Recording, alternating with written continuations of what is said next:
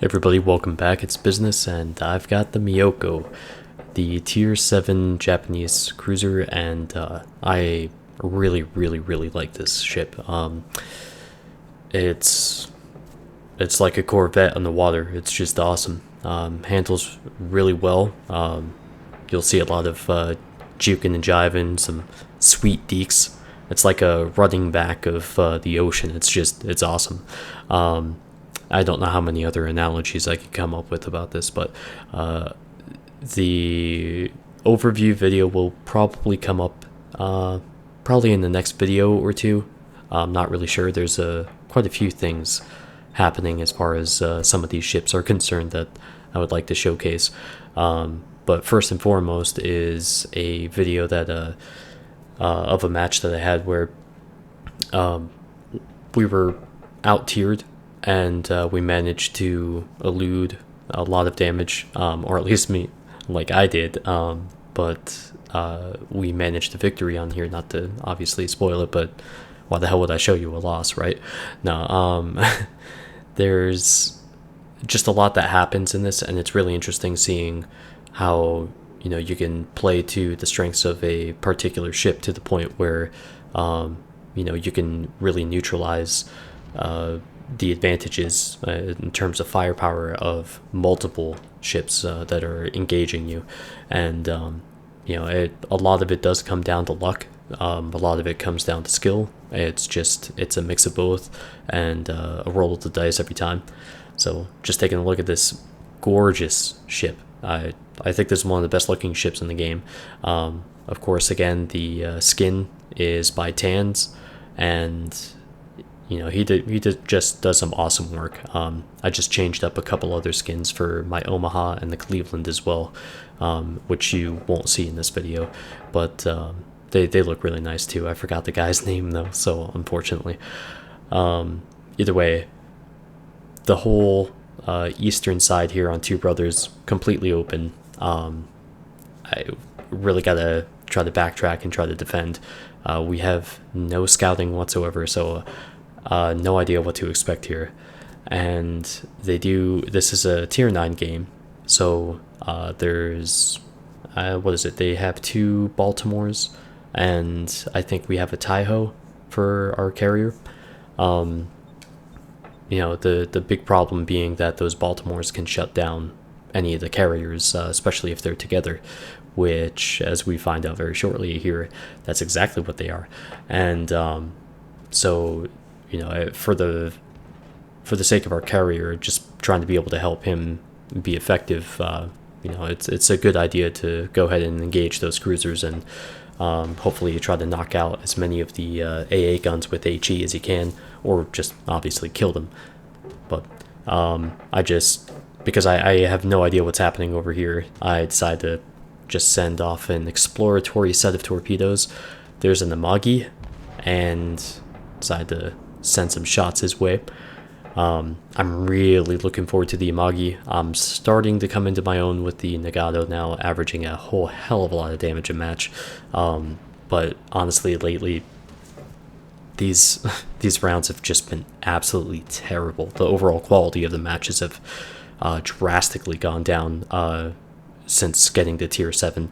There are a few bright spots, of course, and you'll see those videos soon, but overall it feels like a different game, and it's just not that fun at the moment. So just trying to work my way through that. So as you can see, there's a lot of ships over there. There's, let's see, Mogamis, they have the Baltimores, there's a couple battleships thrown in there for good measure too. Kamikaze is in his Colorado, and I think he's been pretty surprised by the performance of the ship. Way better than he expected, actually. So I still haven't purchased it, I haven't researched, but since he's still grinding through his Aoba at tier 6, I'm using my New Mexico and helping him out so we don't have mismatched tiers. That way, once he gets up to the Myoko, I'll switch over to the Colorado. But see some good AP damage there against the Mogami. I kind of go back and forth quite a bit with these, and you could see that we're just trying to keep our distance here. That gives us the chance to go ahead and dodge the incoming rounds, and as they're chasing us, we're actually at the advantage because we're able to speed away from them a little faster than they're able to catch up, and always keep them right at arm's length. And you'll see shots like that where the entire salvo just lands just off to the left or right or just behind. This ship, as you saw just a moment ago, does suffer a great deal from losing its steering or engines. You just have to choose one or the other for the module upgrade. I chose the engines because, again, I think I mentioned it before, but I'd rather be without steering than without power. If you lose your engines, I mean, you're just a sitting duck, and you just need to always be moving in a ship like this. If you pay close attention to my flags as well on the just behind the bridge there, I do have the speed flag, the 5% increased maximum speed. So this thing gets up to 37.2 knots, which is insanely fast for a heavy cruiser, or what the Japanese would consider a heavy cruiser. I don't know. I don't know the actual tonnage of this ship. So it does have some quirks with, the third turret in the front there, where it's facing backwards by default, and the fact that combined with the turret traverse, with how slow it is, if you have the 2-point skill for increasing the turret traverse speed, you're going to overmatch. You're going to turn too fast for the turrets. And it's like playing more like a destroyer at low level, where they're all capable of doing that. And it really just, it kind of sucks. But, I've definitely lost a few shots like that, but you just have to work the boat with the turrets and just always pay attention to their orientation and your ship's orientation. As you can see, I kind of came down to a stop there to try to keep their attention on us. You can see my range ring on the mini map there. I've got all of those targets in my range, and I just want to keep their attention on us so they don't go back and try to hit the cap where the rest of our team is on the other side. Just to keep them occupied. We're doing a good job. Not necessarily doing a lot of damage. Just making sure that they don't, or that they think that they can kill us, and they really could. It only takes a couple hits from any of these ships, but. You'll see too, the second I see those cannons flash and those shots coming in, I'm already turning. And at this range, we have enough time to make sure that happens. And the ship has enough speed to give you the chance to do that, especially at this range.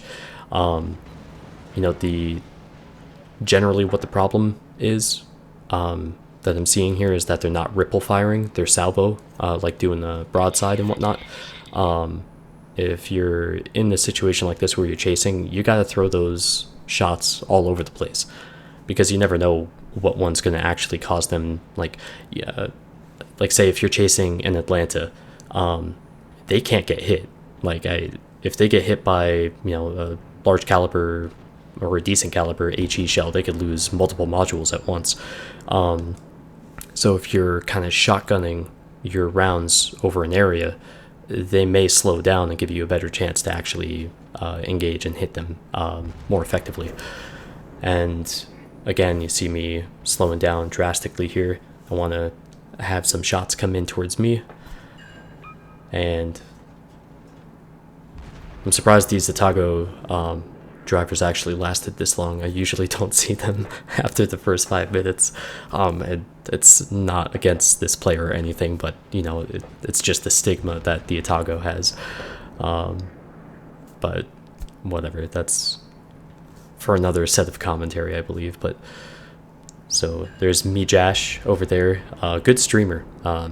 Really like his stuff. He's a pretty entertaining guy. So he came to a stop, and that messed up my shots, and then I'll switch back to him here in a second and shoot again. But my lead is all off because he's starting to accelerate. So I missed my chance there to do some good damage to him. There's a battleship over there, and they're starting to angle in towards our cap, while our team is on the enemy cap, and we're just flipping around now. And the thing is, what I'd really like to suggest to anybody watching this is that you watch it again in faster speed, like the option for like 2x speed, and mute it, because that will sound awful. And watch the minimap and pay attention to how the four of us moved in and out and weaved back and forth. There were only a couple minor, very brief collisions between the four of us, but against, I think it was 7 or 8 ships, we really managed very well. And you can see Kamikaze there taking out the Mogami, and an opportunity presents itself here in a second, and I'm shooting at these Baltimores, trying to land a Citadel. As you see, I've got AP loaded again. Since they're giving me their side, I want to see if I can do maximum damage. Again, my steering goes out, and let's see.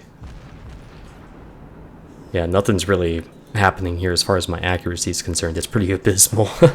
I'm not gonna lie, I do a pretty bad job in this, and I don't know, I guess in a way it doesn't really matter if I'm accurate, because they're also preoccupied shooting at my teammates, so any damage that's being done is good damage, and it's the type of ratio that you want, where none is coming in on you, or very minimal, while you're doing something to them. So you can see that Baltimore just get taken out, and it wasn't a kill steal, it was a secured kill. A kill secure. That's how I could justify it. So I'm moving into a better position here against the... Oh, there's the carrier.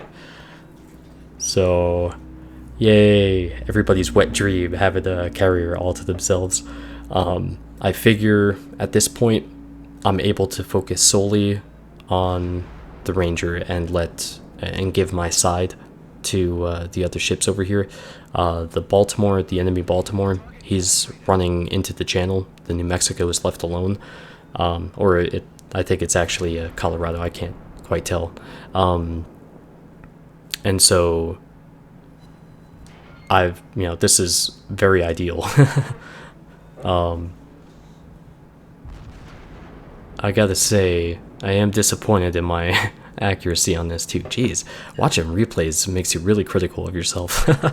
So, and especially when you want to post them online, and hopefully others still critique you so bad. If you saw there just a second ago too, in the distance, in the mini-map there, you could see there's a cruiser way off to the south, and the Baltimore is in the channel, and he's starting to get going there pretty well. And we have, what is it, just one friendly on our cap, or their cap, I'm sorry. So he's trying to put up a fight, and I mean, they really didn't do bad. It was just a matter of us having the right position and speed to be able to negate their overall numbers. There wasn't anything wrong with what they did. They pursued the objective, and in a way it was us and the cap. So I think if all of that happened again, if all of that played out like the initial contact, and everything afterwards probably would have been different. So you can see I'm speeding up here just to get to the end of the match, and switching back over to AP. And damn, I wish I had this salvo back, because I know I would have gotten it, but just off, just enough, right there. Only one hit. I should have been able to take him out with that salvo, but it just, oh well, it didn't happen. And he's doing a good job arcing his shots over the edge of the island. So you can see the Baltimore just got nailed by the torpedo bombers. With the enemy carrier dead. Actually, I didn't even get the chance to pay attention to his loadout. But whatever. Now he has a easy chance to do some damage here, even against the Baltimore. I was anticipating torpedoes from the Mogami. I'm not sure if he actually had already sent them off. That would explain why none were coming down this particular channel. But I know I'm going to have a nice little surprise here. I have my AP loaded and at the ready. The turrets are all as far over as they can go, but I'm trying to give him as little of a profile as possible. Unfortunately, I don't really have too much against him either. So I realized that these are just going to bounce and do nothing. And time to switch to torps. So, figure what the hell. I don't think he's going to kill me, but might as well get some torps off, right? And booyah! So 7,300 XP. It was the first one of the day, had the XP flag, all that. 4 kills and blah blah blah. And the XP is higher because of the fact that it's a tier 9 match. I'm in a tier 7 ship, damaged tier 9 ships, and tier 8, but really didn't do all that much damage overall. But either way, I hope you enjoyed the match and give you some insight on the Myoko, but look forward to seeing you guys back here again. Take care.